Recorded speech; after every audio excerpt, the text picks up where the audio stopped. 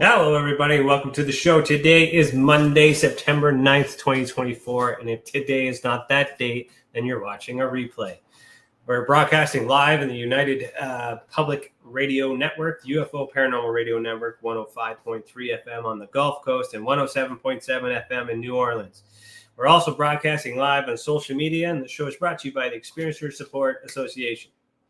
I'm your host, Ryan Stacey. I'm a licensed private investigator, and as a director of investigations for the Experiencer Support Association, I use my investigative skills to dive headfirst into the hidden mysteries of UFOs, paranormal activity, and consciousness phenomena. Thank you for tuning in. I'm a little relaxed today. I was a little hyped last week because I had a lot of stuff going on. Actually, I spent a few weeks away from the podcast. I had a break, but now that I'm back in the system and everything else is all hunky-dory there, I'm feeling a little more relaxed today. Hope everyone's doing well. I just want to say hello to everybody that has said anything. Raymond G. Newsome, thanks for the like. Chris, good to see you. Hello. Jillian, thanks. Nice intro. Excuse me. Pardon me. And thank you. And hello, Ryan, and everybody from Lisa. Fun fact, that intro, for those who may be unfamiliar, that is a song that my band had wrote many years ago, and I'm not going to tell you who's singing, but you might be able to figure it out. But there's a fun fact of the day. So on to TESA News.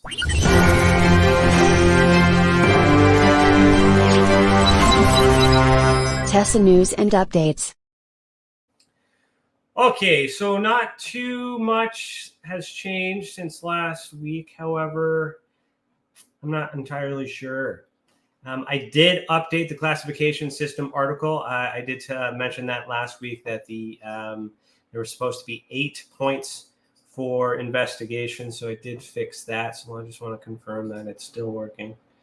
For those of you that have read this article about the ultraspectrum classification system, it was just missing this. I had it hidden. I forgot to unhide it when I was done doing the edits. So she's there for you to figure that part out as well. I did write another article about the Vatican's guidelines back in May 17th, I believe, 2024. The Vatican had released guidelines on dealing with supernatural and paranormal activity. On one hand, I'm like, I want to read this. On the other hand, I'm like, I'm so glad that I have a declassified sort of type document that allows me to speak to the paranormal, because everything I'm getting for declassified documents appears to be only UFO related. Why won't you let me in? Website's not working. There we go. So you can check out this article too. Also, you can listen to it. Click that button there as well. But this is just basically my thoughts on how we would take that approach and what TESA does to compare it. It was a really fun exercise to kind of figure out all that other stuff as well. And it's nice for me, like I need references like this to compare to, because we don't have anything like this. And that's the main reason why I'm trying to create all these things, but I only know so much. And I really like when the experts are putting out these reports, because then I have something credible that I can compare and contrast my own work with, my own theories with, and then kind of blend it. I don't know, to use a martial arts reference, like the Jeet Kune Do, so the JKD, the Bruce Lee of investigations, would be taking the best of the best from everything. And that's what TESA is. So if you guys are interested in that, I do believe that is the only update for news. Those of you who are familiar with the show, there is a podcast tomorrow called Beyond The Tinfoil Hat with Danny Whitson. And go, Chris, good job. You updated the banner today. Good job. So Jennifer Johnson is the guest tomorrow, Intuition and Ghosts in the ER. Chris, if you're watching, maybe move your text over to the right a little bit. See how that sticks out? Pretty pleasing. Thank you. All right, guys, good work. In other news, Facebook, not really too much going on. We do have some new developments. So you've heard me talk on previous episodes to Jill specifically, who's commented here.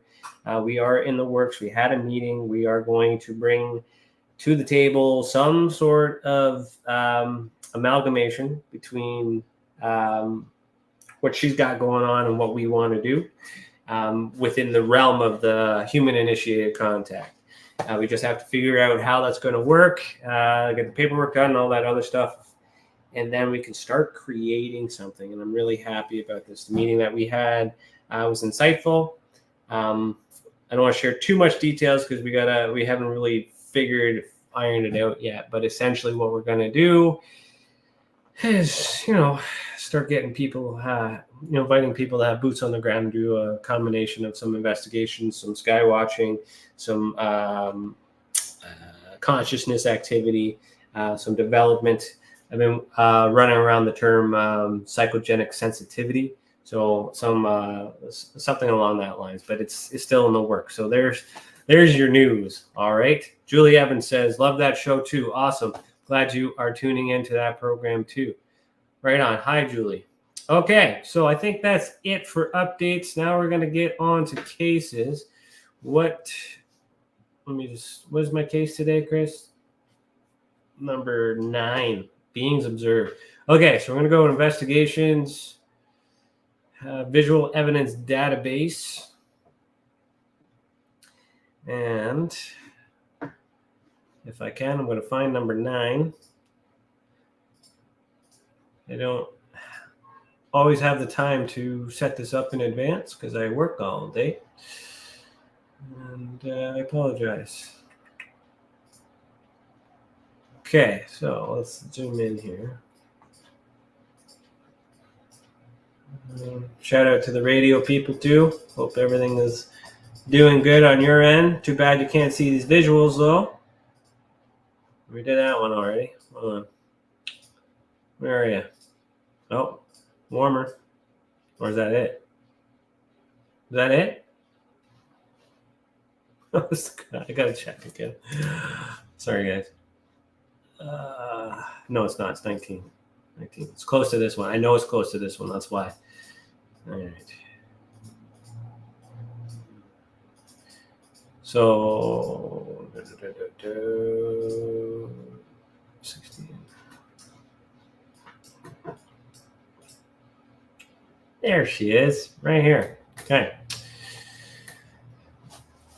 So this will be continuing on from last week's episode as well. Same experiencer, 3 episodes in a row. And we're going to go from here. All right. So I'll play this video as always, and I'll do some commentary for the radio. So we got a drawing of a shadow-like figure on the left-hand side. And the caption says, around January 3rd, 1997, in Fergus, Ontario, Canada, an experiencer saw an apparition in the spare bedroom. And the next slide here. This, in quotations, apparition appeared, then disappeared after a few seconds. This is the original drawing here on the left. You guys check that one out.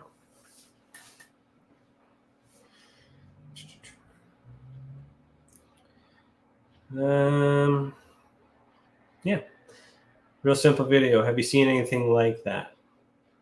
Other occupants of the house claim to have seen the same being. All right. Witness statement, February 17, 2019. And now this is word for word for what they put. It said 3 different individuals. That should be 3, but it is likely word for word of what they put. Individuals experienced what is believed to be the same apparition. Myself, my mom, and my aunt on 3 different occasions in the same house. My mom and my aunt saw the apparition in the same area, basement, or on separate occasions. I saw the apparition in the same room next to my childhood room spare bedroom.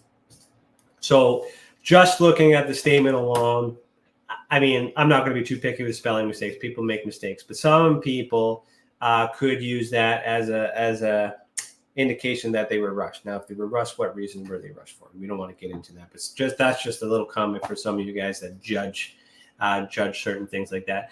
And maybe there was a typo on my end when I typed it out. We don't know, but I'll get that fixed. So myself, my mom, and my aunt on 3 different occasions inside the same house. So 3 different occasions require looking at 3 different events and understanding 3 different people to determine whether or not they actually saw the same thing. So just because this experiencer is saying that, it's implying that other people in the house have seen it. It is concerning that it's happened on 3 different times and by 3 different people, because the atmosphere and the locations all change, and all those variables are important, especially when you're doing an investigation. My mom and my aunt saw the apparition in the same area. So this is family, credible, you can trust. They all live in the same house, so they're experiencing something that's going on. Now, now we're looking at an apparition, but, translate this to like some paranormal activity or anything like that in the house. Just because more people are experiencing it doesn't mean correlation, doesn't mean causation in that sense. Now, if the 3 of them were in the same room and they all witnessed the same event, that would be a little stronger, but it's still something. Okay. It's not, so my aunt saw something in the basement on separate occasions. I saw the apparition in the same room next to my childhood room spare bedroom. Okay, now we're going to look into these drawings here. Oh, sorry, Julie, I didn't see your comment. She says, my friend has a shadow figure in her cottage. She doesn't feel any negativity. So that's good. Not good that she has a shadow figure in her cottage, that she doesn't feel any negativity. That is something that I like to measure as well, because even if it's not a negative experience, I would encourage you, if you can, please encourage your friend to make a report, because then we can compare that to what we got, because it's the visuals that I'm looking for. It's the descriptions, it's the characters, how they look, that could be very beneficial. The factors leading up to it, the environment in which they're in, even if it's positive. If you know for a fact that you've seen something, then make a report, because then I could validate that as well, or maybe help you in that sense, especially with mediumship and things like that. It's hard to prove what's going on in the head with what you see, but there are ways to validate and confirm that what you're seeing is actually there when we share that, compare that information with the database. So I'm showing a single case here, but the whole database is streamlined of images. So how can I explain this a better way? So if I were to type in beings observed in my search bar, now I have all of these. And then what I would want to do, open up one of these, scroll all the way down to the bottom, and I'm going to click the tag that says beings observed, just to give you an idea of how beneficial it is to take reports out, even though you think are not negative. Now I can quickly scan and look for patterns. So here I got 2 eyes that look the same. I got these creatures here. We'll get to that one. We got some more shadows. I mean, we got more shadow figures and interesting beings that look very similar, like these cloaks here. These cloaks, all different types of beings, but different experiencers. So they're, even when we get down to the drawings, these characteristics are important. This particular person did not happen to see the hands or the face. It looks like it's wearing a cloak, though. This individual was able to make this stuff out because that's what they remembered, or they had multiple experiences, or they just focused on those details. But they are both wearing cloaks. And this, even in this particular case, these beings do not look the same if you look at their hands. Different types of being, but this cloak is a constant. So I'm looking for patterns on what people see. Here's another cloaked figure. Okay, so it just because you have a positive experience doesn't mean that your report isn't helpful. All right. I hope that answers helps you there. She says, okay, thank you. And she sees a black coat and a hat. Perfect. All right, that's exactly what we're looking for. Please make a report. If you don't know how to make a report, let me know in the comments, and I will show you how before the end of the show. Okay, so she wrote spare room entity apparition. Here she's using two different words to explain it, but essentially the same thing. Hovering in a doorway. So it appears to be hovering, but that's how she sees it as. I can see the outline, a clear outline, but no features. There was a mist all around the figure, was white grayish. Can see through it. The figure disappeared after approximately 3 to 5 seconds. It disintegrated into air. So this is how she describes it. All right, now how does this happen? Assuming that everything is the way that it should be. She sees it outside. So why am I seeing a clear shadow in the room?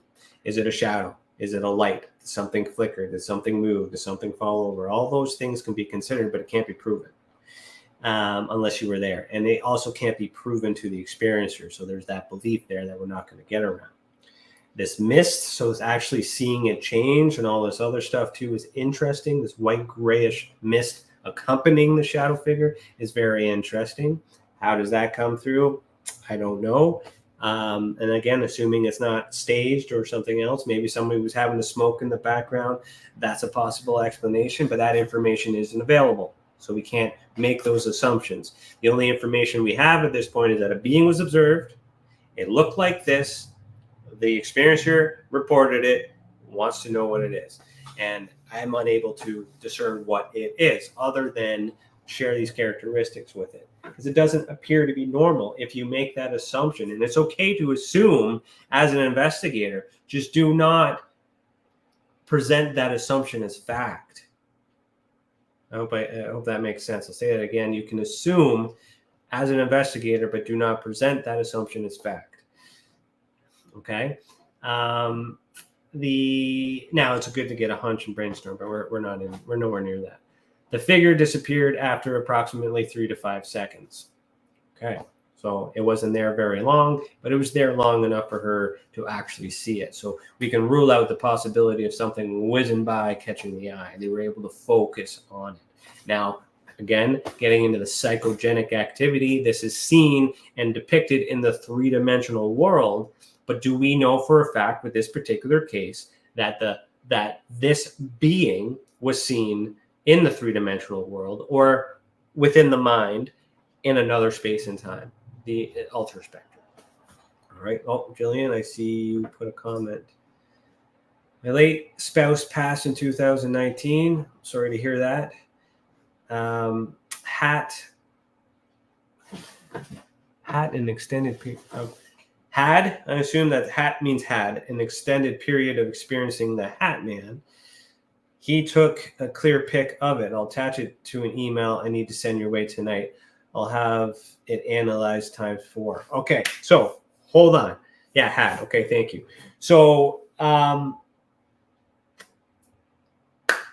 let me Hat Man. I think I have something with the Hat Man in it. Yeah, this picture here. This guy here. We'll get into that case whenever we I think it's in Alberta or Manitoba. I'm not quite sure. We're still in Ontario cases right now. But there is some sort of Hat Man there. And there's a Hat Man here. So this Hat Man is a common thing. This Hat Man happened to be in a portal. And this one I don't recall yet. I got to review that. I think that one was just walking by the way that it looks. Now, you're going to say you took a clear pic of it. I'll attach it to an email I need to send to you tonight. That email that you're sending us tonight, send that email separately if you can. If you remember the details, even though he's passed, you can make a report through the reporting system on his behalf. Just explain what you know, explain the situation, and then maybe there's something we can do. If you've analyzed it ×4, that's great, but I still need the original copy. If you don't have the original copy, it makes it really hard to prove that it's an authentic picture because you've edited it. It's okay to edit it, just don't save over the original. And then if you get the original, have the metadata, it'll have all that information and all that other stuff that's needed to do an investigation, and then we can look at that. You have a screenshot of the original copy. Great. That's not good, but it's still something. So it's not, we'll still use it because let me see here. When we got into the classification system, yeah, we'll go back to the levels of evidence there. So the declassification system, let's go, or not classification. So original photo only, that's good. It's not the original photo. You're gonna land somewhere between level 4 and level 3, but that's okay. We'll figure it out. If there's a screenshot of the original copy, I'll take it. This is just a matter of determining where it fits in the grand scheme of empirical evidence that's going to convince the entire world. Okay? I'm okay if it's a level 2. Well, I'm happy with level 3. That's where I'm happy. Fair. Level 1 and level 2 is what I majority get, which is no evidence at all. It's just a story. And that's great. It's a story, but there's no evidence. Or it came from somebody else. So you could be a level 2 third party on the evidence, but that doesn't mean that it will not end up on the website at some point.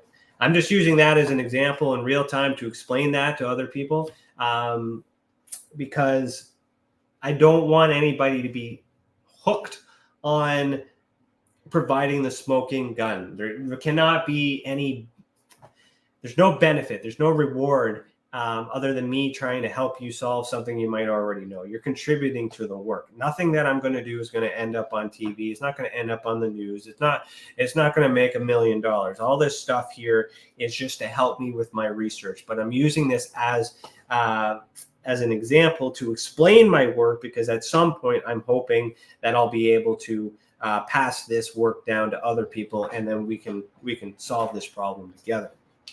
Either way, I'm very interested in seeing that, even if it's a screenshot.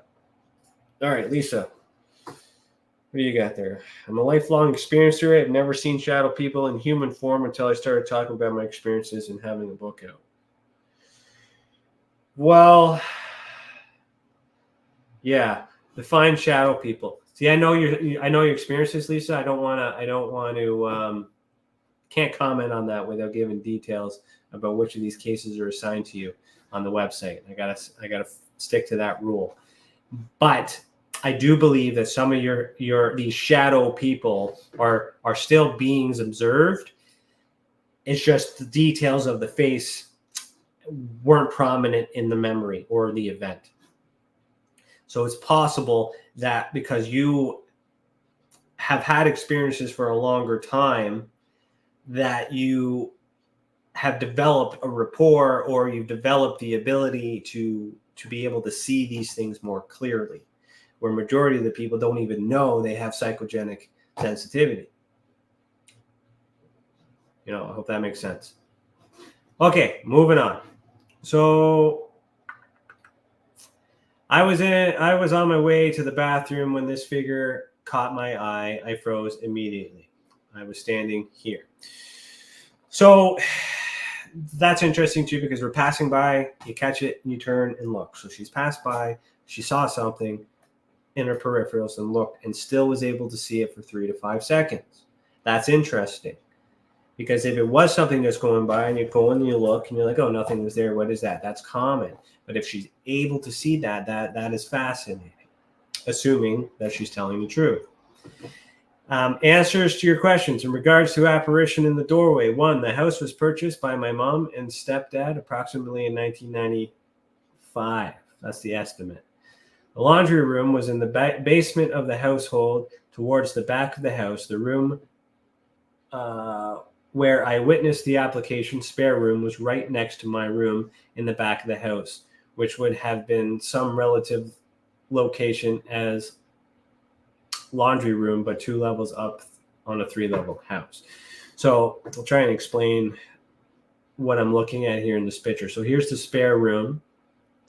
There's her sister's room. This is her parents' room, the hallway. Her room's down here, and I'm not sure what the watermark, what room that is. Back room? I think that's the back room. I like to recreate the events to try and figure this out. So laundry room was in the basement. The room where I witnessed the application was the spare room. So this is here. This is where she is. I hope you guys can see my mouse. Was right next to my room. So there's her room. So there's the door in which she saw this apparition. There's obviously some sort of a stair set here, or this is the hallway. These are stairs. Yeah. So this is a hallway. So it's very likely that something could have been passing through this hallway to gain access to all of these buildings. But if she was in her room and she saw an apparition this way, what could it be? So I don't have an answer for that. Could be a shadow, could be somebody else. She could be making this up, but she also might not be. Basement area view. The red X is where the apparition was witnessed by my mother and my aunt. So there's the X there. Laundry room. There's the stairs. So then with that, we can assume that the laundry room is somewhere. Yeah, because there's 2 sets of stairs. So the laundry room appeared. What we found interesting about this case is the laundry room was directly underneath the spare room. And that X appears to be relatively in the same spot within another story of the house. And I found that interesting for a correlation. Apparition was first seen witnessed by my mom and aunt in basement laundry room. Then witness believed to be same apparition. So believed to be same apparition. So it's unsure. Even the witness says they're unsure. Believed to be the same apparition by myself in spare bedroom, doorway, main level, ground level, kitchen, living room, dining room, basement, laundry room, and spare room above each other in the same area of the house with main level in between. Okay. So I'll get down to the stats in a minute here. So what's odd about this, or what's not really odd, it's fascinating, but it's still tricky in terms of defending it, because multiple witnesses, again, not in the same house, they believe it to be the same apparition. So that doesn't mean it is. Is the house haunted? Does the house have the ability to have apparitions? Possibly. The house needs to be investigated, but unfortunately, we don't have the resources at this time to put boots on the ground at their physical locations every time we get a case. But this would be one of those locations that I would like to check out, especially if there's other experiences. But this particular experiencer has had other experiences. Now, we got a mother and an aunt and a daughter and a niece, I guess, if you look at the possibility of the psychogenic ability being passed down, that would make sense why the 3 of them are having this experience. But I'm only speculating at this point. Need better evidence, but this is evidence of something. And there's enough work, enough effort in there, in this belief, that they're pretty sure that it's not something that is normal. And I can't take that away from them, because I don't have enough evidence to dismiss it either. Okay. Report category, ultra-spectrum experiencer. So new. So I think this is that person's first report. Wanted us to investigate and report. I'll show you there. Female, don't know their eye color, was 5 years old at the time of the event. Number of witnesses. So that's another thing to take in consideration. If she was 5 at the time of the event, happened in 97. Some time has passed since then. She had a negative feeling. Makes sense if you're 5 years old, seeing something like that.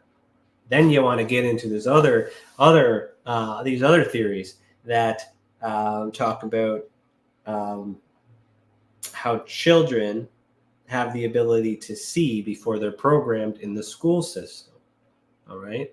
At age 5, they should be in kindergarten if they haven't started school and things like that. So that starts to get in the way. They start to lose their faith once they get put in school. There's studies out there that prove that. So look into that. So having a 10 p.m. Lasted a minute, but it was 3 to 5 seconds. But 1 minute's the lowest we can go on that nighttime ongoing. One person seen. Analogical evidence rating is 2. Beings observed. This is an apparition, but we had subtype 6, but the archetype is a ghost. Why? Because we don't see any extremities. We don't see any legs. We don't see like actual feet. It appears to be hovering. We don't see any hands. We don't see a face. It appears to be transparent, so it fits the category of a ghost in terms of the archetype, but it's still an apparition. It's still a being observed, so it very well could be anything. Less transparent. It could be a hologram, for all we know. It's unidentified because there's not enough evidence to decide one way or the other. We consider this a close experience, uninvited, and that's that.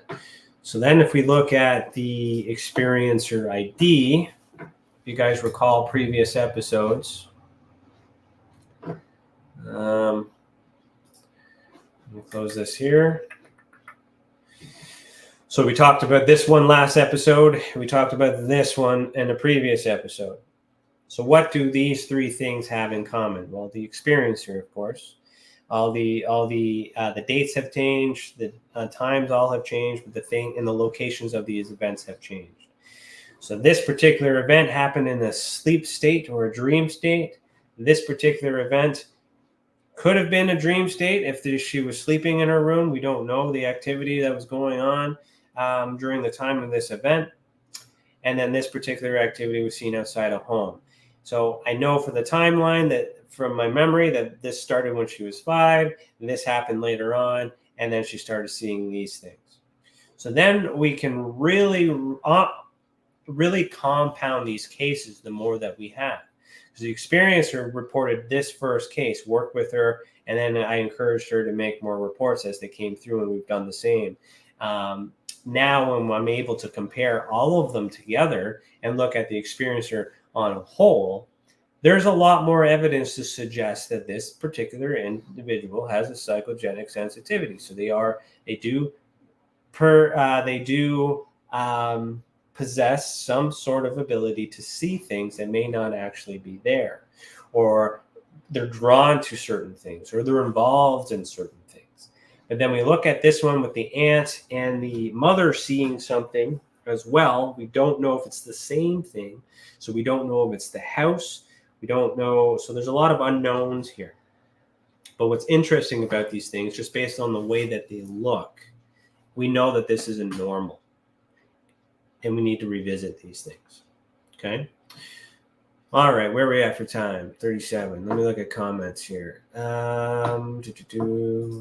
Jillian says, 2019, I woke up with a shadow figure sitting on my legs. It started to be so bad I tried to fist fight it. All right, let's talk about that for a minute.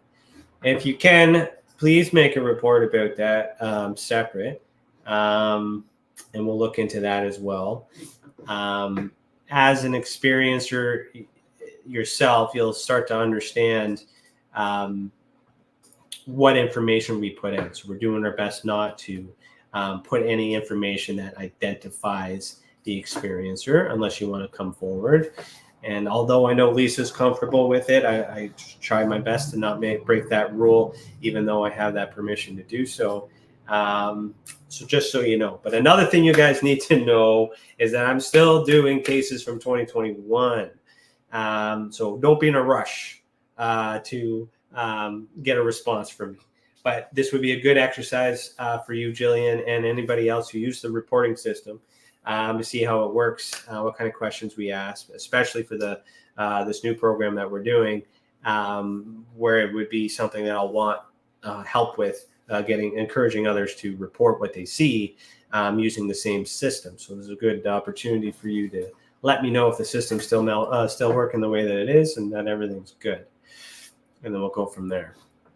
Now, sitting on your legs.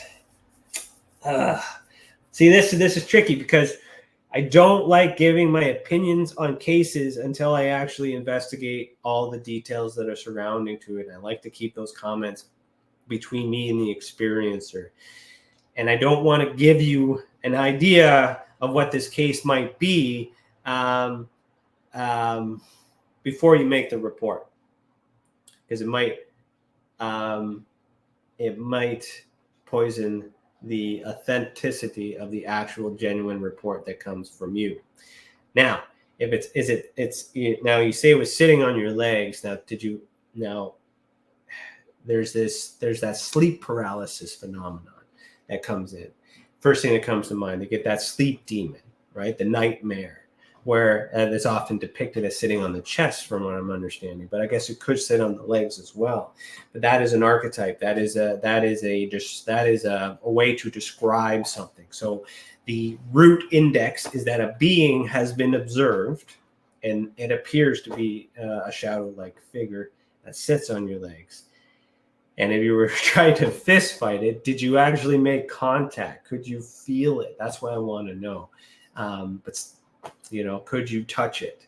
That's interesting. And make sure you include that in the report if you do. My end is lagging. Sorry, Lisa, I didn't realize I was lagging there. Jillian says, I'll come forward with any of this stuff. I have no concerns. Awesome. Great. Brave. Just like Lisa. Lisa says, I had an experience not that long ago. I sat up in bed. It was 4 a.m. So we were sleeping. You woke up. I seen a dark figure in my closet. It was an MIB. His presence didn't feel good. All he was only a couple of feet in front of me. So, all right. So I have to ask. So you were sleeping. You woke up, and did you see it right away when you woke up? Or were you awake for a little bit, got up, did something, and you seen it? Because, you got to take in consideration that if you're at 4 a.m., you were likely sleeping. So you got to take that in consideration. You saw it in the closet. For some reason, closets are like a hotspot for these things. I don't understand that. And you said it's MIB. So how do you know specifically that it's Men in Black, that it's associated with that? How do you know that? Or is that an assumption? Now, his presence didn't feel good. Well, it wouldn't feel good because you woke up at 4 o'clock in the morning and thought you were sleeping, and some creepy MIB is standing in your closet. That's justified that it didn't feel good. Why is it in your closet? And it was only a couple feet in front of me. So I hope that, obviously, you survived that and that you're still here. But I hope that you were able to get back to sleep after that. Thank you for sharing. Jillian continues to say, no, I didn't feel it. It disappeared. Smart choice for him. LOL. Yeah, well, you're a scrapper, eh? That's good, though. I don't know what I would do. I mean, I haven't really had the luxury of seeing anything to that extent, but I probably would react the same. I'd probably try to, do something in that sense. So good on you for trying. All right, so we're at 43 minutes into the hour. I got a few minutes left. Does anybody else have any questions or any topics you want me to talk about? I'm not sure if I'll have time to get into another case, but I'm going to try and find this one in the meantime. So that one's done. This one we haven't done.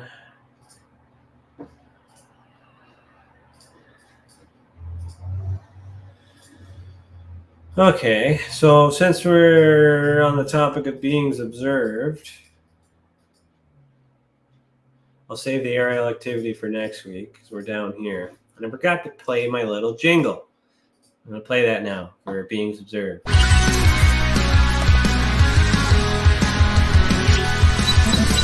Beings observed, intent unknown. I apologize. I forgot how loud that was. I knew it was coming. You guys didn't. I am sorry. Okay, so Jillian says, I've seen so many things and pretty desensitized. Yeah, once you see it, you kind of get used to it. And especially if you're comfortable. And since you're comfortable, I'll share that, like you shared with us, that you have that ability through different types of archetypes, whatever you want to call it, because it's hard to. Not a lot of people like labels these days, but you do often participate in experiences where you will see things that shouldn't be there. So it does make sense that you're desensitized, but you still gotta trust but verify. Just because you're used, not everything you see might actually be on the other side. All right, so I'll just a little caution there. Different experiencer, being observed still. Let me go here. This one here, being observed, humanoid, aerial, and we will play that video real quick here for you guys.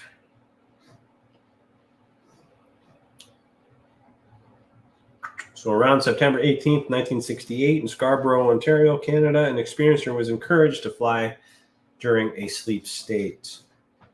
Okay.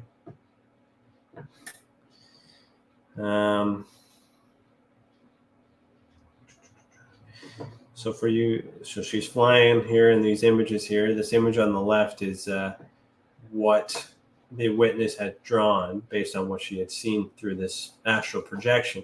The experiencer had endured this sensation multiple times over a period of 9 months, each time being guided by an entity dressed in white with curly blonde hair. That's the witness drawing on the left there.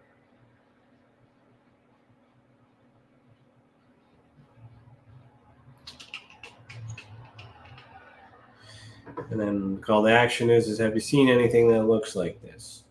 All right.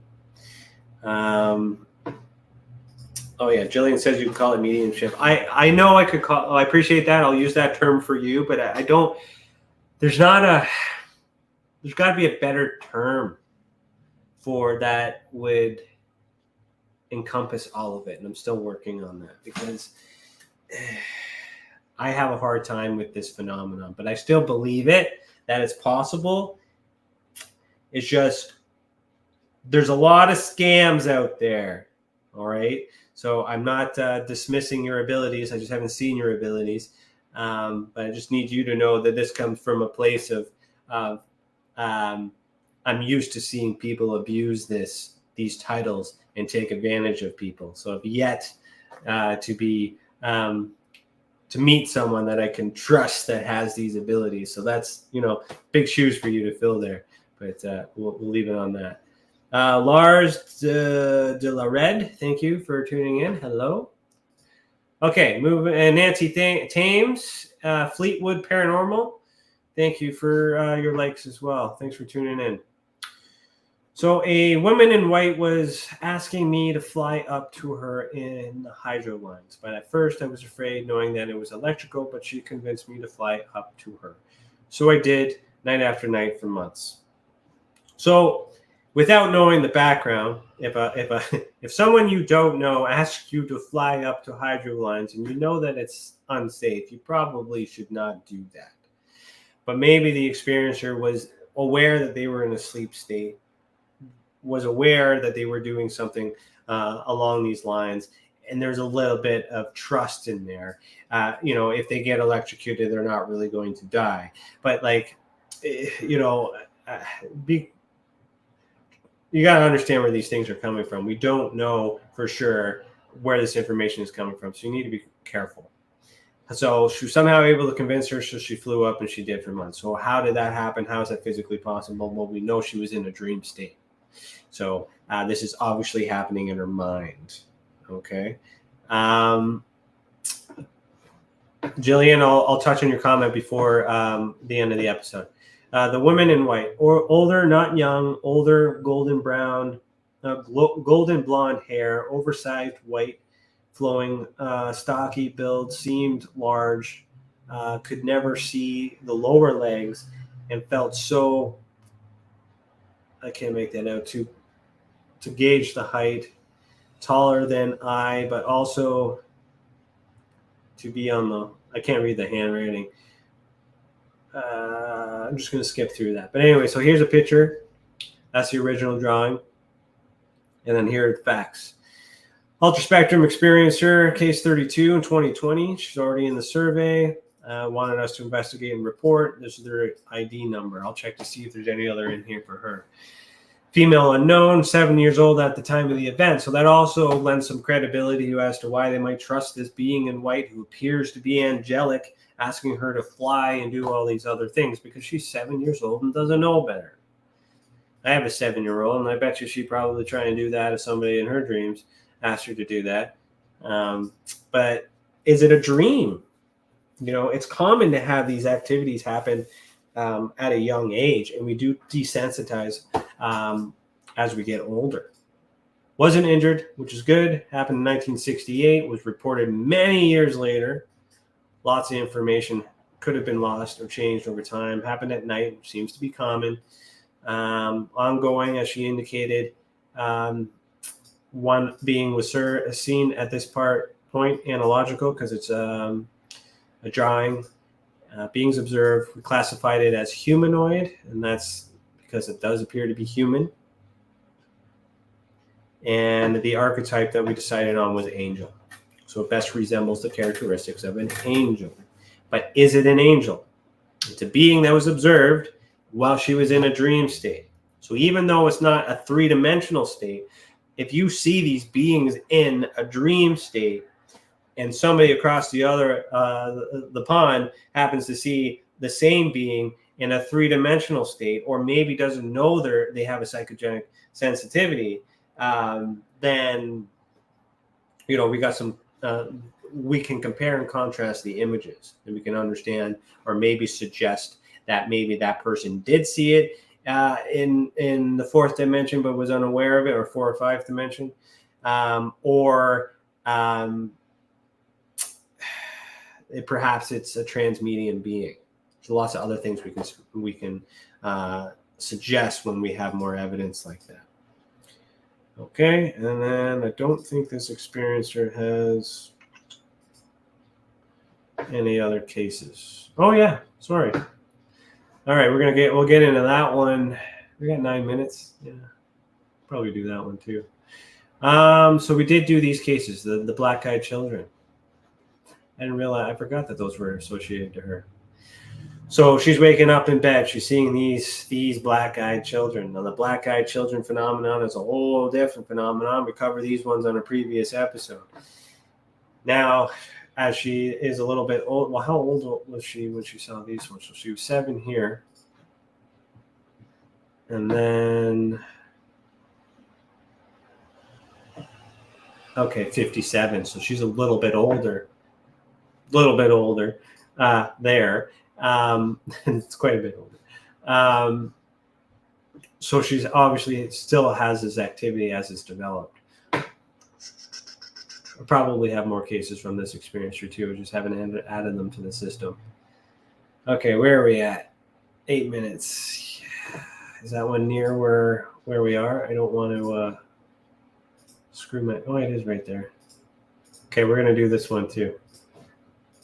Aerial activity. Let's go.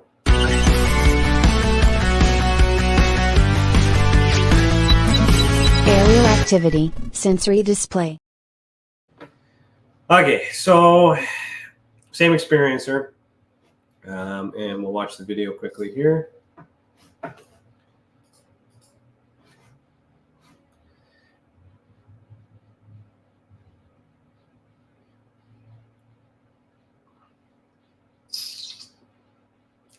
Around July 10th, 1968, in Scarborough, Ontario, Canada, an experiencer reported seeing this object, quote, hovering over 3 buildings, end quote. This is the original drawing. The experiencer was in the company of few friends when this event happened. However,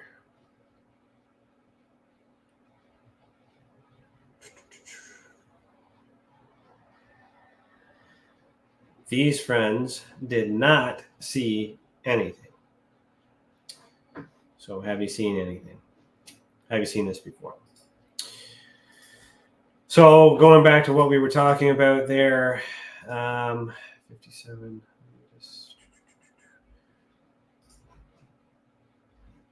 These very well could be psychogenic activities. This one is for sure because it's admitted. Dream state, could be sleeping. And then now we have this large object that's seen by her but not her friends. So that doesn't mean that the object doesn't exist. It's just perhaps those other friends don't have psychogenic sensitivity. They don't have the ability to see this stuff, or it wasn't there. But just because she's had multiple experiences, we don't actually know if these experiences have enough evidence to rule out all these experiences either. But that just compounds what we got going on, because we measure the experiencer, not the events. Okay.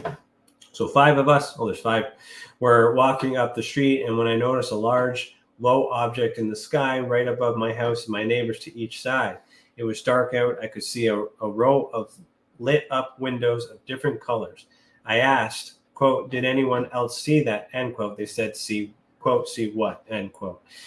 So tricky, if they really saw something that was really this big and this is huge, and the other people didn't see it, that is something of concern.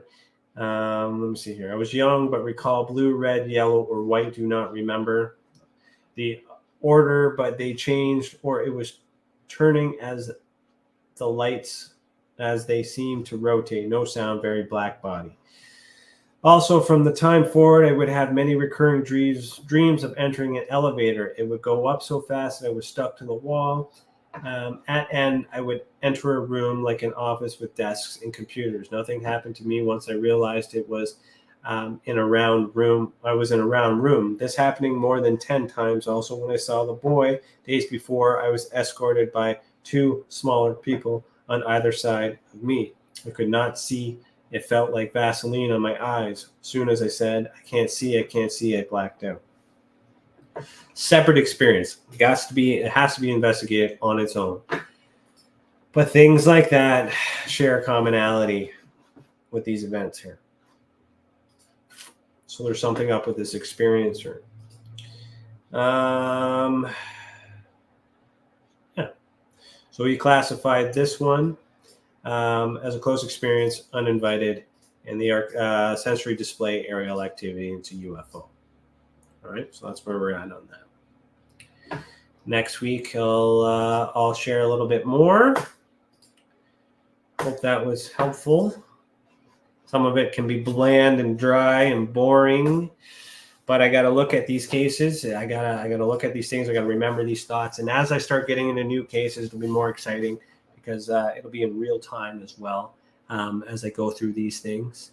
Jillian, your last comment there, we said no analysis you give me will hurt my feelings. I like straightforward. Straightforward is good.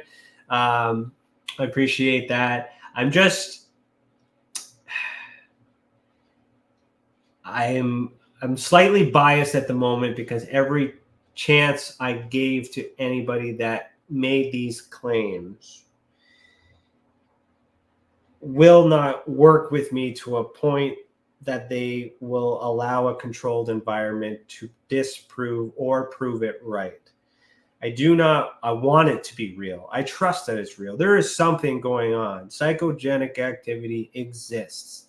What you're seeing, when you're seeing it, how you're seeing it, if you're seeing it, all those things are what needs to be solved, but it's different for every people. Not different for everyone. But you get into the tarot reading and the psychic reading and the astrology readings and then the mediumship and then the clairvoyance and whether it's forward or backwards, retrocognition, precognition, all those different things can't be verified because it's in the mind and it's somewhere else in this world, somewhere a different time, either forwards or backwards or present. And it's really hard to provide proof in the physical, but that doesn't mean it doesn't exist. But there are ways to get that proof in the physical under the right conditions. My focus is not on studying you and doing that right now. My focus is helping you with your program and this joint effort that we're going to do for the human initiated contact movement. But now you got me thinking that in the future, that idea that I'm looking for someone, that maybe I can experiment with some things on that too. Because like, I don't want to disprove it, but you need somebody to challenge it. You need to trust somebody, because if we can prove it, what do we do with it at that point, right? Do we want to let the world know? And then all of a sudden there's helicopters going around, people knocking on your door.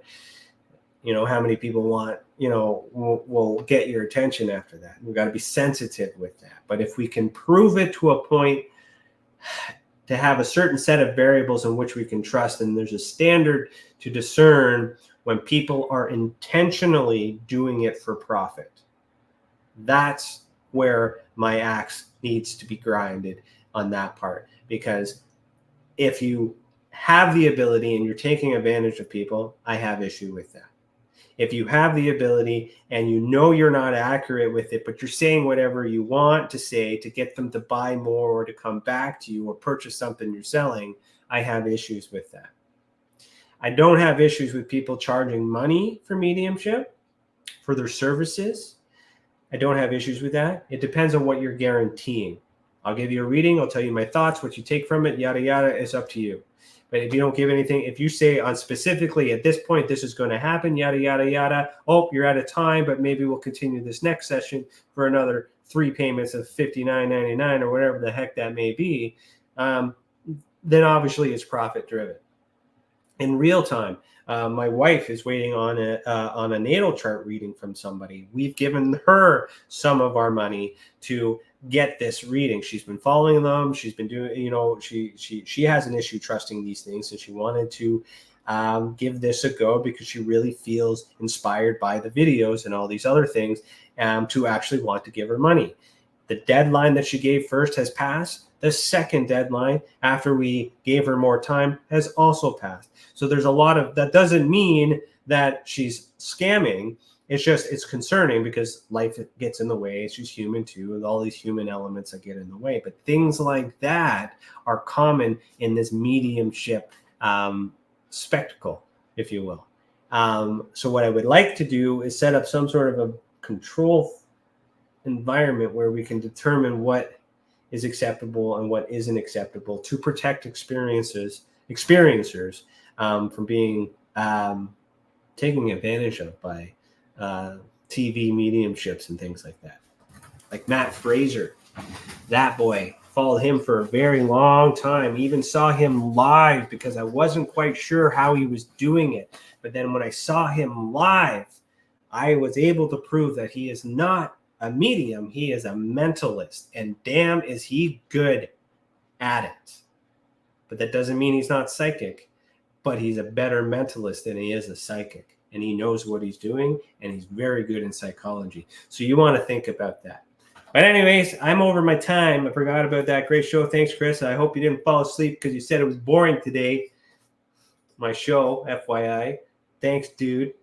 And Jillian says, I will be willing to do those closed environments experiences. Love this stuff. Awesome. That's further down the line. We'll get there. And Jillian says, yes, but you should try everything. You can't disprove it. That is the most essential component. Yeah.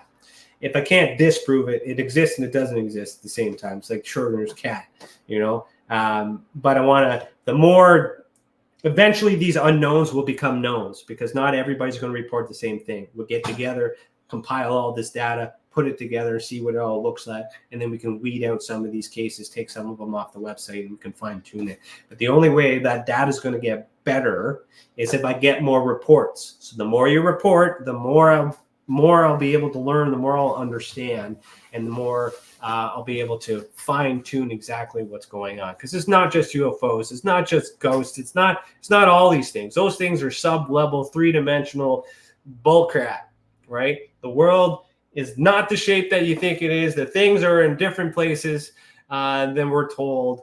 there's history is not what it seems. There's more bigger problems out there than UFOs and aliens and ghosts. All right. And those experiencers know that. And, but unfortunately, nobody in the news wants to talk about it. So you get what you get. All right. Thanks for watching, everybody. Remember, we are on all the radio stuff. I don't have my page and I'm out of time, so I can't say it. 105. No, what is it? 105.3 FM on the Gulf Coast and 107.7 FM in New Orleans. The UFO Paranormal Network, the United Public Radio Network, and of course, the Experiencer Support Association. So thanks for watching.